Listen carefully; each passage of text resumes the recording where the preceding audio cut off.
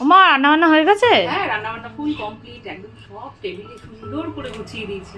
প্রথমেই দেখো গরম গরম সাদা ভাত, দেখো প্রথমেই আছে কচি কচি নিম পাতা ভাজা, দেখে নাও। বাবা আমি আর পারছি না খেতে কেন পারছো না কেন? আজকে কিন্তু খেতে হবে, আগেটা কিন্তু খাওনি।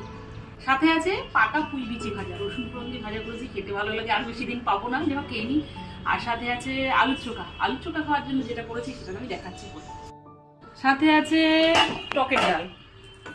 এই গরম শুরু হয়ে গেছে, এখন টকের ডালের মধ্যে আমের দেখা মিলবে। এই যে আমের আটি দেখেছো, আমের আটি। সাথে আছে বাঁধাকপি, শীত বিধে এসে ঘরে একটা বাঁধাকপি গড়াগড়ি খাচ্ছিল, যখন বাঁধাকপিটা করেছি। তারপরে আছে চিংড়ি পোনা।